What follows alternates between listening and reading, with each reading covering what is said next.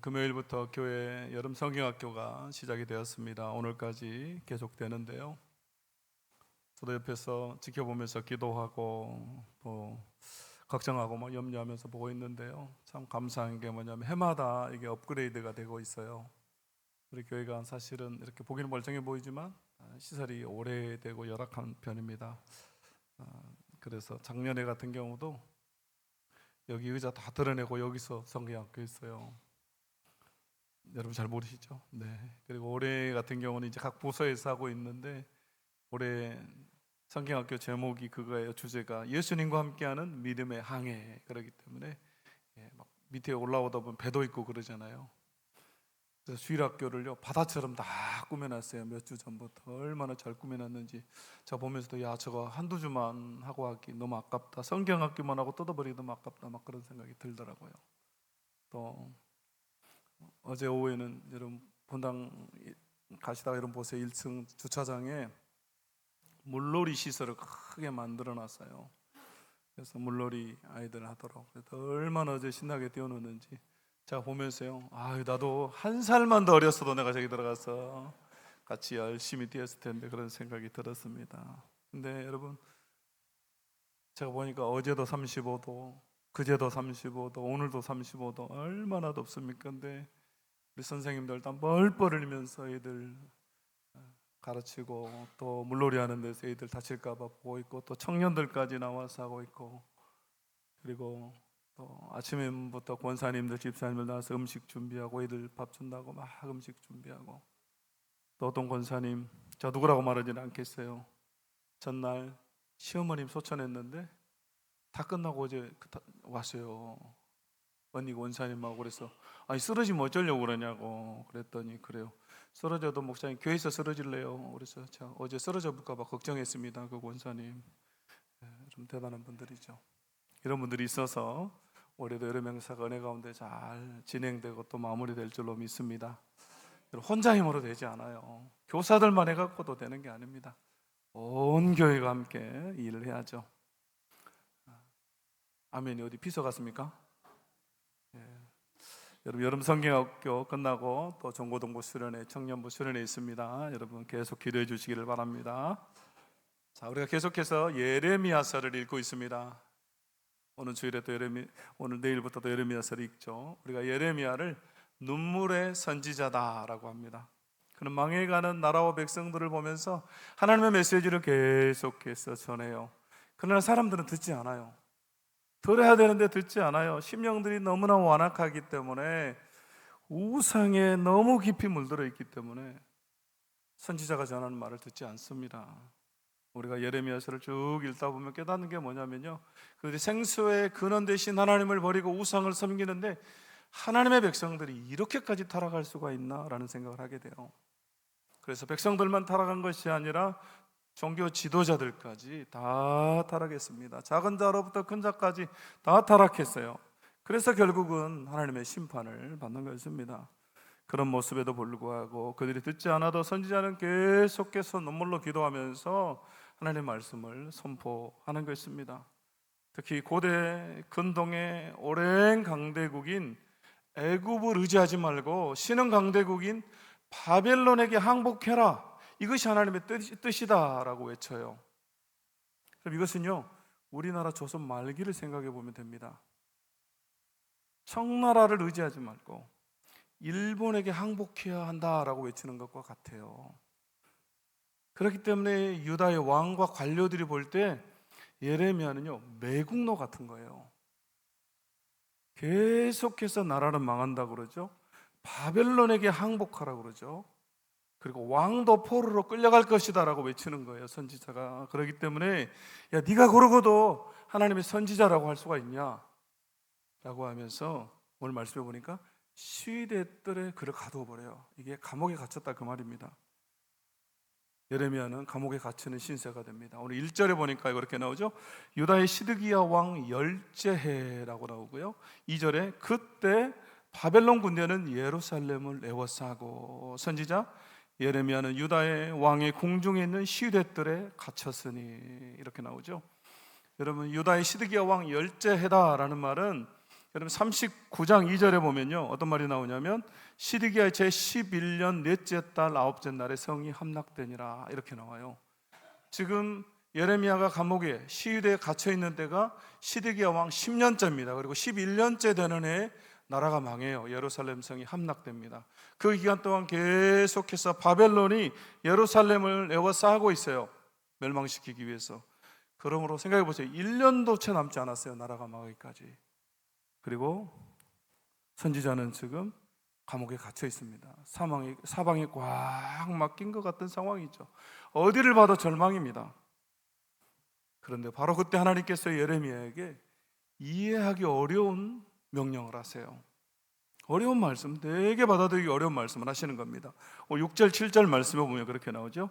예레미야가 이르되 여호와의 말씀이 내게 임하였느니라, 이르시기를 보라, 내 숙부 살룸의 아들 하나멜이 내게 와서 말하기를 너는 아나돗에 있는 내 밭을 사라, 이 기업을 물을 권리가 내게 있느니라 하리라 하시더니. 여러분, 숙부의 아들이면 나와는 무슨 관계입니까? 사촌이죠. 지금 사촌 하나멜이 왔어요. 예레미야에게, 감옥에 있는 예레미야에 오는 겁니다.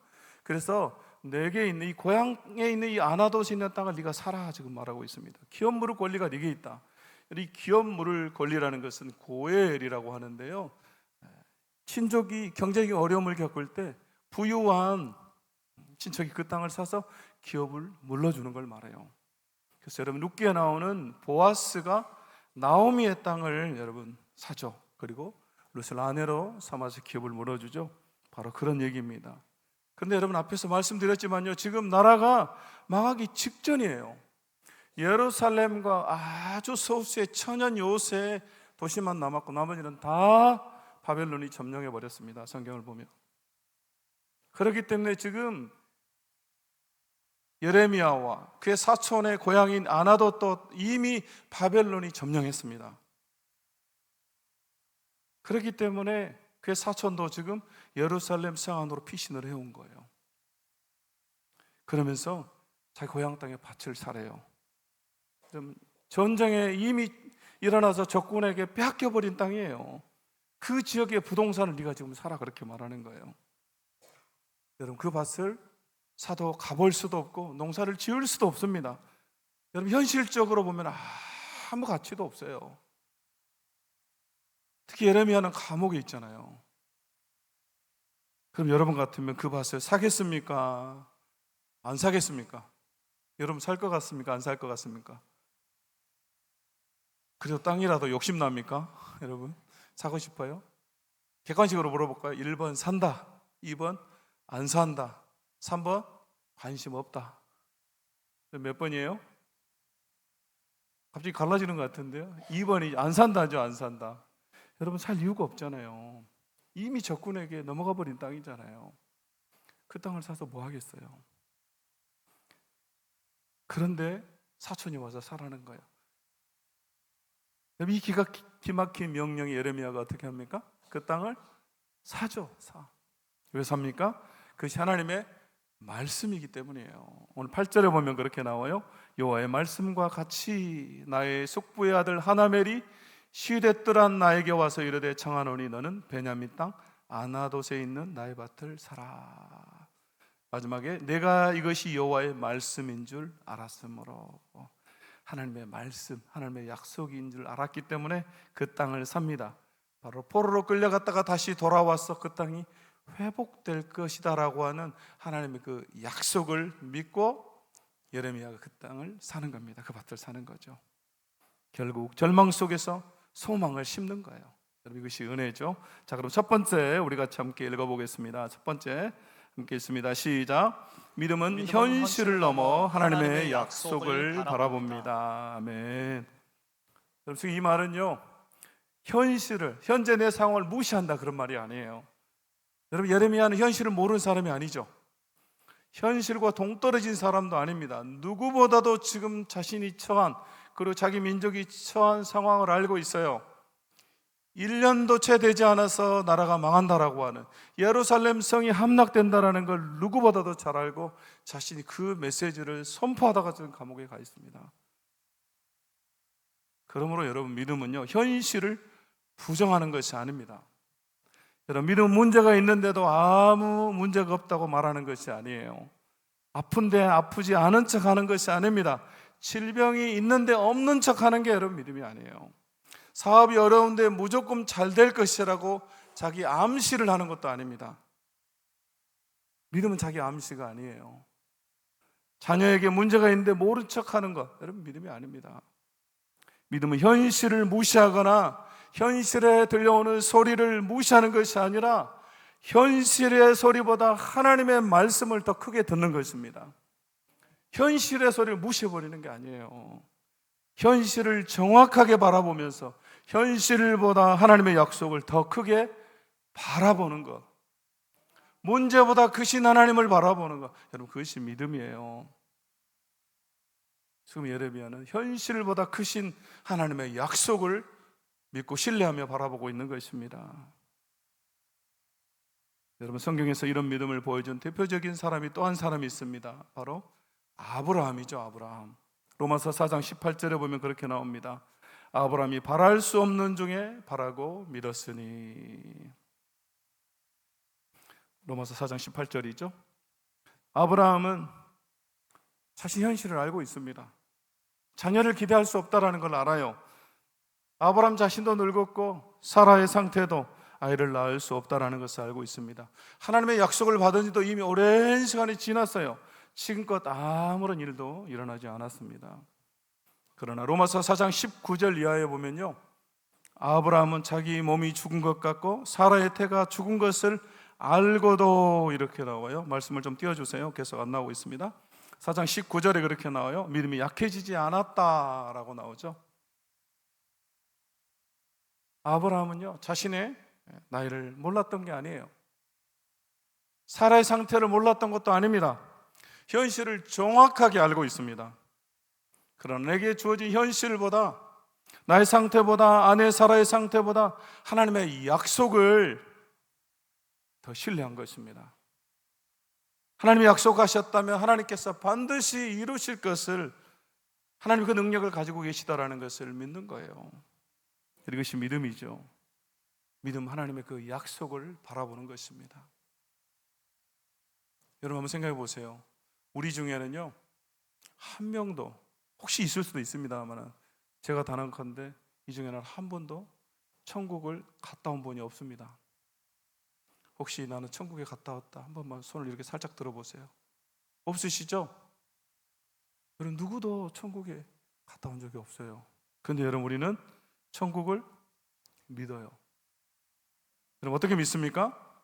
하나님이 말씀하셨고 성경에 기록되어 있고 하나님의 약속이잖아요. 약속. 그 약속을 믿고 우리가 천국을 바라보고 있어요.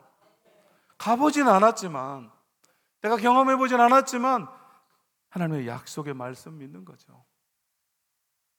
그 약속을 바라보고 붙잡고 살아가죠. 여러분 기도도 마찬가지죠. 왜 우리가 기도합니까? 기도할 이유가 어디에 있습니까?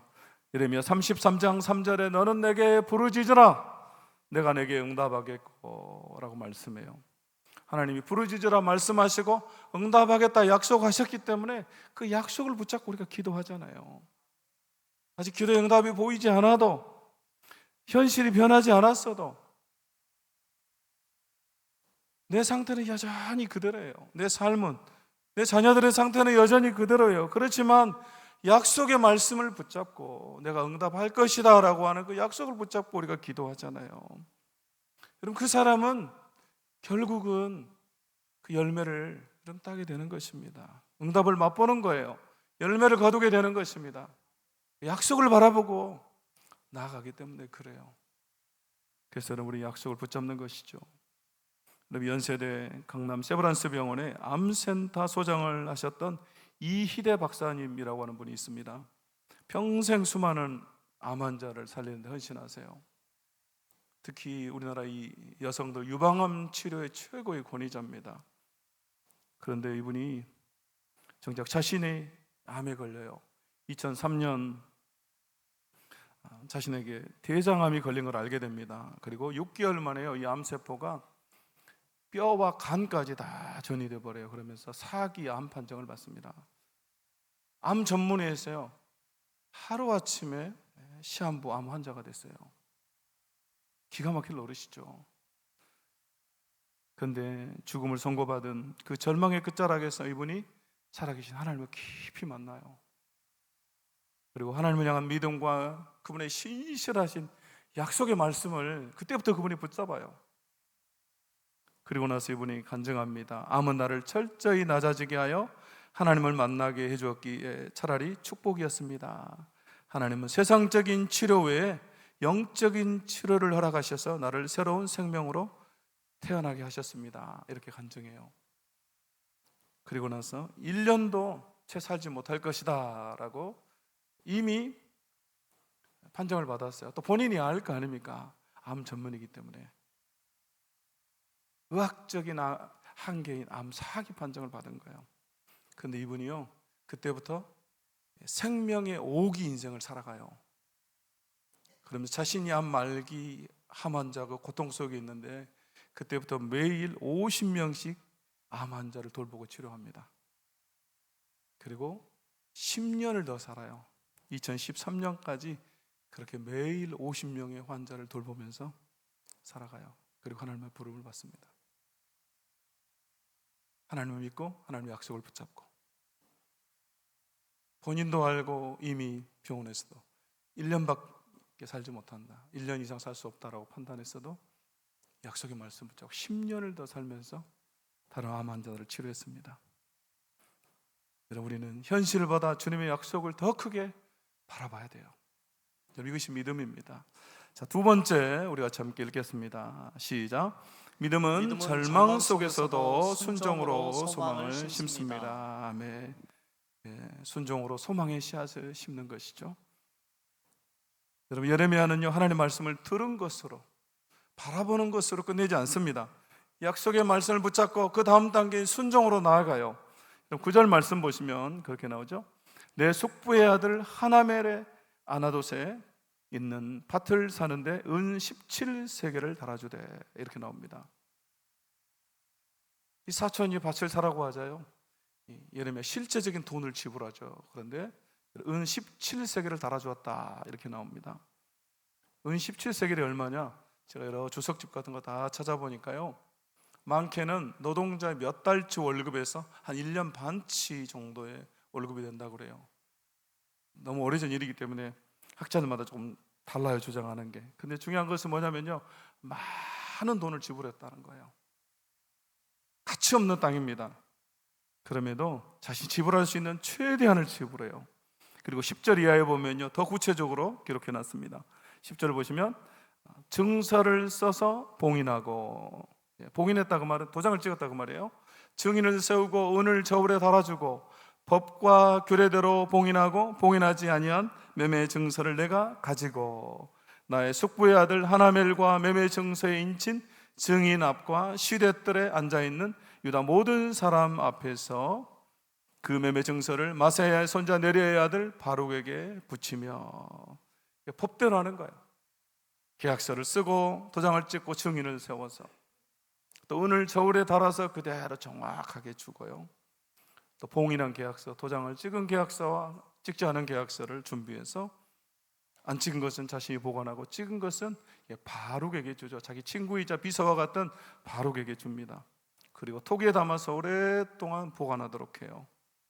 지금 예레미야는 하나님께서 말씀하셨기 때문에 믿습니다, 거기서 끝나는 게 아니라 정확하게 하나님 말씀대로 순종하고 있습니다. 철저하게 그것도 순종하고 있는 것입니다. 여러분, 믿음은 말씀을 듣는 데서 끝나지 않고 순종으로 나타나는 것입니다. 믿음으로 동의하는 것으로 끝나는 게 아니에요. 하나님의 약속의 말씀을 의지해서 그 말씀에 순종해서 소망의 씨앗을 심는 행동이 나타나야 된다라는 것입니다. 그래서 야고보서 2장 17절은 그렇게 말씀합니다. 함께 읽겠습니다. 시작. 이와 같이 행함이 없는 믿음은 그 자체가 죽은 것이라. 아멘. 이 말은 행함으로 우리가 구원받는다 그런 말이 아니에요. 참된 믿음에는 반드시 삶 속에 순종으로, 행함으로 나타난다 그 말이에요. 참된 믿음은 반드시 순종이 따라온다 그런 말이죠. 지금 예레미야는 하나님의 약속을 믿고 순종의 씨앗을 심고 있습니다. 여러분 성경에 이런 사람들이 또 나오죠. 이스라엘 백성들이 40년 광야 생활을 마치고 요단강을 건너기 전에 여호수아 때입니다. 그들 앞에 요단강이 놓여 있어요. 그때는요 가장 범람한 때입니다. 강둑까지 물이 넘쳐요. 그런데 하나님께서 언약궤를 맨 제사장들에게 먼저 요단강에 발을 내디뎌라 들어가라 말씀하세요. 3장 13절에 그렇게 나오죠. 온 땅에 주 여호와의 궤를 맨 제사장들의 발바닥이 요단물을 밟고 멈추면 요단물 곧 위에서부터 흘러내리던 물이 끊어지고 한 곳에 쌓여 서리라. 하나님께서 요단강을 다 갈라놓고 물을 멈춰놓고 너희가 가라 말씀한 게 아니라요, 물은 넘실대고 있습니다. 뚝까지 넘치고 있어요. 그런데 제사장이 먼저 그 발을 내디뎌라, 물을 밟아라 말씀하시는 거예요. 그러면 물이 멈출 것이다 이렇게 말씀합니다. 그래서 3장 15절 16절에 보니까요 그렇게 나오죠. 요단이 곡식 거두는 시기에는 항상 언덕에 넘치더라. 궤를 맨 자들이 요단에 이르며 궤를 맨 제사장들의 발이 물가에 잠기자. 물을 향해서 발을 내디뎠습니다. 그리고 물에 발이 잠겼죠. 그리고 16절에 곧 위에서부터 흘러내리던 물이 그쳐서. 물이 갈라졌기 때문에 순종한 것이 아니죠. 하나님의 말씀을 믿고 순종할 때 물이 멈추고 길이 열린 것입니다. 믿음은 모든 상황이 다 정리된 후에 움직이는 게 아니에요. 우리는 많은 경우에 기도하면서 하나님이 다 정리해 주시면 내가 할게요 이렇게 말해요. 물이 멈추면 내가 할게요. 주님이 길을 열어주시면 내가 할게요. 그러나 여러분 그건 누구나 다 할 수가 있습니다. 여러분 그것을 믿음이라고 하지 않아요. 믿음은 아직 길이 보이지 않아도 내 발을 내딛는 것입니다. 응답이 아직 오지 않아도 기도하는 거예요. 말씀을 의지하여 그물을 내리는 것입니다. 여러분 누가복음 5장에 보면 예수님께서 시몬 배에 올라서 말씀을 하시죠. 그리고 그 말씀이 끝난 후에 베드로에게 네가 깊은 데로 가서 그물을 내려 고기를 잡아라 말씀하세요. 지금 베드로와 그의 동료들은요 밤새 고기를 한 마리도 잡지 못했어요. 그리고 다음 날을 위해서 그물을 씻고 있습니다. 그런데 예수님께서 이 말씀을 하시는 거예요. 여러분 베드로는 이 갈릴리 바다에서 이 갈릴리 호수에서 잔뼈가 굵은 사람입니다. 그 누구보다도 이 갈릴리 호수의 상황을 잘 알아요. 지금 이 시간에 깊은 데로 가서는 고기를 잡을 수가 없습니다. 그런데 5절 6절 말씀에 뭐라고 말합니까? 5절을 보니까 시몬이 대답하여 이르되 선생님 우리들이 밤이 새도록 수고하였으되 잡은 것이 없지만은 말씀에 의지하여 내가 그물을 내리리이다 하고 6절 말씀 함께 읽습니다. 시작. 그렇게 하니 고기를 잡은 것이 심이 많아 그물이 찢어지는지라. 아멘. 그렇게 하니 순종했다 그 말이죠. 사실 저는 6절이 제일 중요하다고 생각해요. 물론 말씀에 의지하여 이것도 중요해요. 근데 여러분 말씀을 의지해서 내가 가겠습니다 라고 해놓고 안 갈 수도 있잖아요. 내가 그물을 내리겠습니다 하고 도저히 이치에 맞지 않기 때문에 지금 깊은 곳에 가면 안 돼요. 그렇기 때문에 나는 안 갈래요. 예수님 앞에서는 내리겠습니다 라고 해놓고 안 갈 수가 있잖아요. 그러나 6절에 그렇게 하니 순종했다 그 말이죠. 그럴 때 고기를 잡은 것이 심이 많아 그물이 찢어졌다라고 말씀하고 있습니다. 여러분 순종하는 자는 더 큰 세계, 더 큰 역사를 경험하게 되는 것입니다. 여러분 사람들은 성공을 원해요. 우리도 다 성공을 원하죠. 그리스도인들도 성공을 원합니다. 세상의 성공의 비결은요 너무너무 많아요. 수도 없이 우리에게 말해요. 세상의 성공의 비결에 대해서. 그러나 하나님의 방법은 한 가지밖에 없습니다. 바로 순종의 길밖에 없어요. 하나님의 말씀 앞에 무릎 꿇는 순종이 바로 하나님의 역사로 연결하는 열쇠입니다. 순종하는 자만이 하나님의 역사를 경험하는 거예요. 순종이 그리스도인의 힘이고 성공의 원동력입니다. 여러분 아멘이 또 피서가 버렸습니까? 같이 한번 읽어보겠습니다. 우리 세 가지 같이 함께 읽겠습니다. 시작. 순종하는 자는 더 큰 세계를 경험하게 됩니다. 순종이 하나님의 역사로 연결하는 열쇠입니다. 순종이 그리스도인의 힘이고 성공의 원동력입니다. 아멘. 그래서 우리 주님은요, 순종이 제사보다 낫다 말씀하시고, 또 즐겨 순종하면 땅의 아름다운 소산을 먹을 것이다 말씀해요. 이사야 1장 19절 말씀, 너희가 즐겨 순종하며 땅의 아름다운 소산을 먹을 것이요. 이 말은 땅에서 잘 된다 그 말이에요. 농경시대잖아. 농경시대는 여러분 땅에 나는 아름다운 소산을 먹는다 그 말이 땅에서 잘 된다 그 말이잖아요. 성공한다 그 말이에요. 오늘날로 말하면 여러분 순종하면, 기꺼이 즐겁게 순종하면 땅의 아름다운 소산을 먹는다. 또 예레미야 42장 6절에 이렇게 말씀합니다. 우리가 우리 하나님 여호와의 목소리를 순종하면 우리에게 복이 있으리다. 순종하는 자에게 하나님 복을 주십니다. 그러므로 우리도 예레미야처럼 하나님의 약속을 믿고 순종의 씨앗을 우리가 심어야 할 줄로 믿습니다. 주님 우리에게 그 순종을 요구하세요. 작지만 순종의 발걸음을 우리가 떼기를 원하세요. 하나님 큰 것을 주시기 전에 우리에게 작은 순종의 발걸음을 원하십니다. 그래서 여러분 지금 당장 자녀들이 변하지 않아도 내가 기도하고 말씀대로 양육하길 원하세요. 내 병이 나을 것 같지 않아도 기도하기를 원하세요. 전도한 사람이 당장 교회에 나오지 않아도 내가 사랑으로 섬기며 복음을 전하기를 원하십니다. 다음 세대의 상황이 어렵고 부흥할 것처럼 보이지 않아도 희망이 없어 보여도 우리 교회에게 계속해서 그들을 위해 기도하고 품고 헌신하고 투자하기를 원하세요. 그래서 우리가 여러분 성경학교를 하면서 이렇게 많은 에너지를 쓰고 돈을 들여서 이 아이들을 말씀으로 양육하는 거예요. 그렇게 우리가 또 우리 교회가 순종하면 하나님의 역사를 우리가 경험하는 것입니다. 순종해야 순종해서 여러분 발을 내디딜 때 역사를 보는 것입니다. 사랑하는 성도 여러분, 오늘도 내가 순종함으로 심어야 될 씨앗이 무엇입니까? 여러분 다시 시작해야 될 기도 제목이 무엇입니까? 내가 다시 손을 내밀어야 될 그 사람이 여러분 누굽니까? 내가 다시 감당해야 될 사명이 여러분 무엇입니까? 여러분이 언제나 상황이 좋아지면 할게요 주님, 그렇게 말해요. 그러나 주님은 지금 당장 우리에게 순종하기를 원하십니다. 아직 아무것도 보이지 않아도 우리가 순종으로 나아갈 때 주님의 역사를 보게 될 것입니다. 자, 세 번째 우리 같이 함께 읽겠습니다. 시작. 하나님은 절망 속에서도 다시 회복을 이루십니다. 아멘. 여러분 예레미야가 밭을 살 수 있었던 가장 궁극적인 이유는 자신의 믿음이 대단했기 때문이 아니에요. 바로 하나님을 신뢰했기 때문이죠. 회복시키실 그 하나님을 믿기 때문입니다. 자, 15절 말씀 함께 읽어보겠습니다. 15절 시작. 만군의 여호와 이스라엘의 하나님께서 이와 같이 말씀하시니라.